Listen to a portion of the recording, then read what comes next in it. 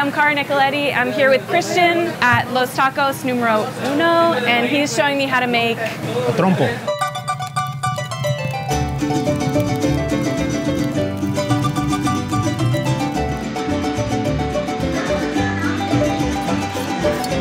So you guys are using pork shoulder? Pork shoulder for our trompo. And this is the initial process. Ernesto starts slicing the pork, pretty thin layers. So it's almost like shawarma. It's very similar. That's originally where the idea comes from. So do you guys ever use anything besides shoulder? No.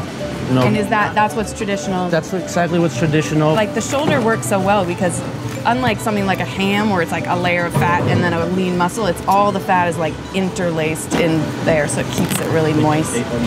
Why are we cutting it like horizontally instead of vertically? Because we want the pieces to be as big as possible. The bigger they are, the easier it is to stack the trompo. And then you'll see once we start stacking it, we'll start using the small pieces to put it in between the layers. But ideally, we want these big flaps to kind of hug the whole meat as it goes up. Cara, are you ready to get your hands dirty? All right, there's the gloves over there. I spent a lot of time at a meat slicer when I was a kid, but nice.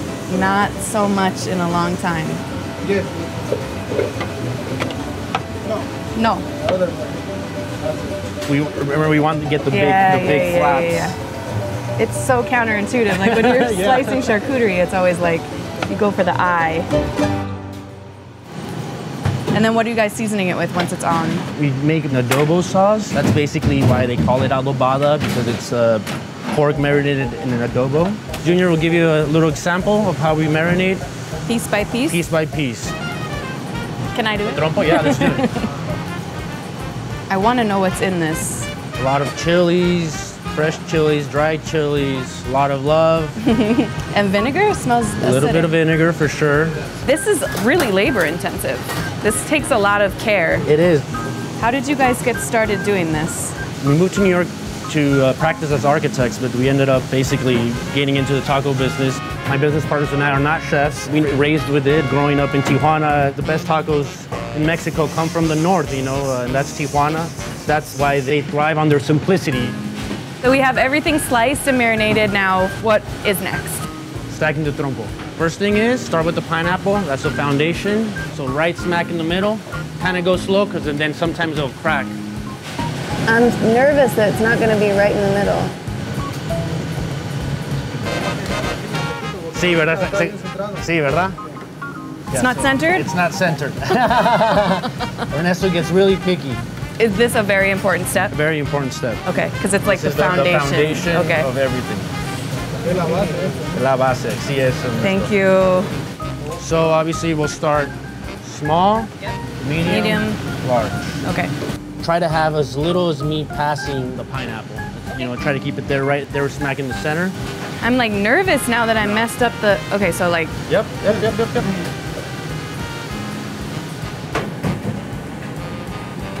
How much does this weigh? Este va a ser que 200, 180, 220, 220. How long does this whole process take?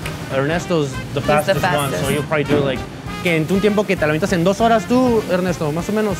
Armar, una hora. Una hora. Ernesto 1 hour? Fast, do it in 1 hour. Porque es todo el procedimiento es como vamos, nomás montando. So it becomes like pretty much like cookie cutter. Once like you start doing it, you get on this flow, and it goes up pretty fast.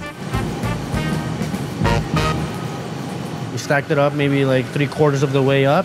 It's time to start forming the trompo, and we'll start slicing up all these extra flaps, and then you'll see that these flaps are going to be the ones that we're going to recycle and put inside. Tim, it's like I know it's not that easy. No. Oh no.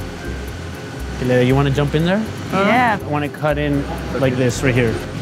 So more or less, yup. And then you can dive in. Don't be afraid of diving in to give it that shape of that cone. Yeah, all the way down.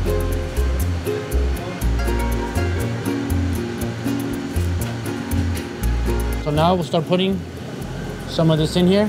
Get like a handful. A little bit more.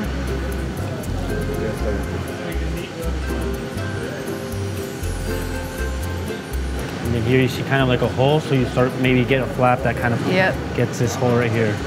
You see how now it starts creating a flat surface at all times? When do you add more of this? once this is pretty much flat, then another layer will go. It's architecture. Yes, it is. Yes, it is. This is a piece of art. Yes. Now that we're getting to the finish point, do you want to go cook this thing or what? I do. All right, let's go cook it.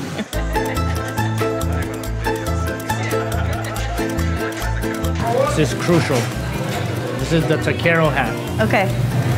I have to make it fit over my hair. Maybe I can punch it through the little... I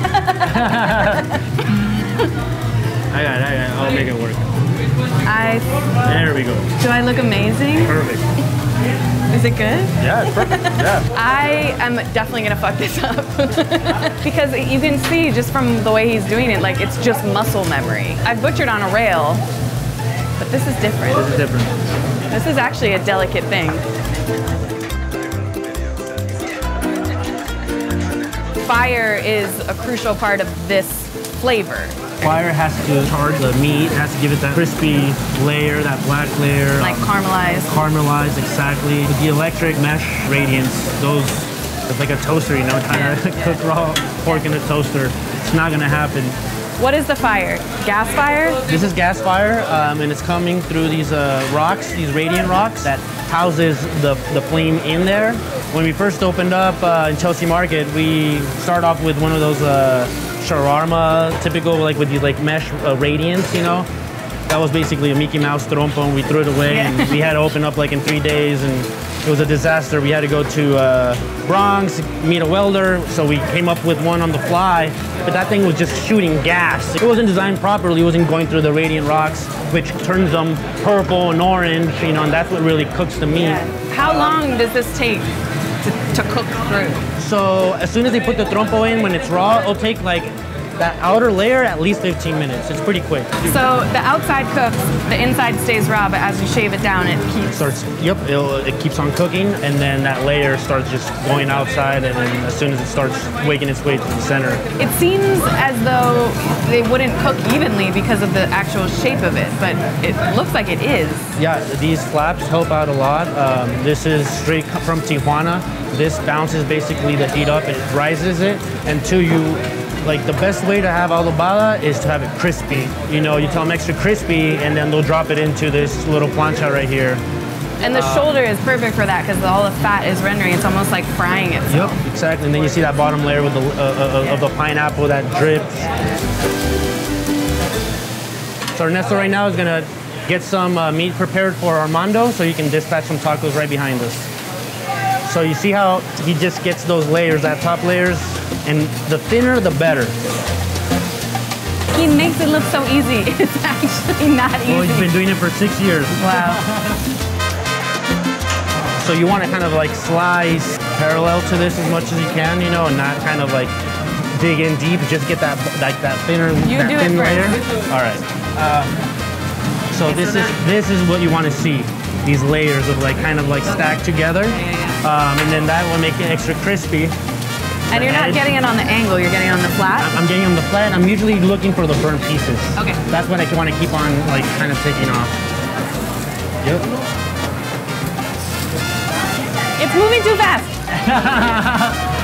And then try to cut it kind of like this. On an angle, yeah. On an angle, but straight down. I'm telling you, this is really fucking hard.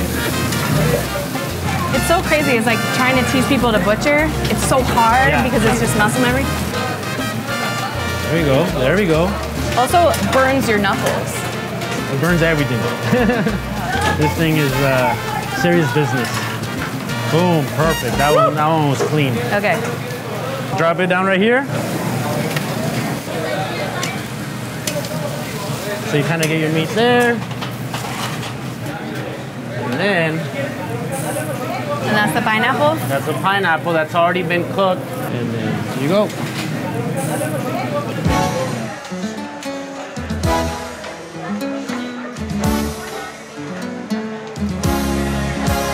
You did great for your first time. Trust me, that's the hardest position here in I know. line. It's crazy. Yeah, it's crazy. You lose pounds there. So over here we have the adobada taco on a corn tortilla. We have the quesadilla on a corn tortilla, quesadilla on a flour tortilla, and then this is the off-the-menu Vampiro, which is a tostada with a layer of cheese in between. Why is it called Vampiro? Oh, every region has its different names. In the south, they call it volcán, a volcano. In the north, they call it a vampiro. I'm gonna eat some of these. Yep. That's all it needs, a little bit of lime. And yeah, it's just cilantro, onion, pineapple, and then some of the sauce. Yep. Wow. That is, you taste every single layer of care and time that went into that. That's fucking wild. It's acidic, it's fatty, it's crunchy. It has to be burnt, you know, it has that crispy layer. It's almost like a little bit of fried bits on it. Wow. So I like it with the flour quesadilla. Okay. That's my favorite. So this is a corn quesadilla. This is a corn quesadilla. And you guys make all the tortillas. From scratch, corn and flour. Damn. The quesadillas, I don't like it with pineapple. I like the tacos with taco, but not the quesadilla. God, my Jewish relatives are rolling in their graves right now with cheese and pork. It is worth it. Oh yeah, that's the one. This is the one. Yeah. With the pork, flour, quesadilla. Whoa. This is the one. This should be $100. The amount of work that goes into this and how good it is, this should be, what is it, it's $4? Yeah, it's insane. Okay, and this one? This is the Vampiro. Oh, this is cheese. That's cheese. That's a layer of cheese.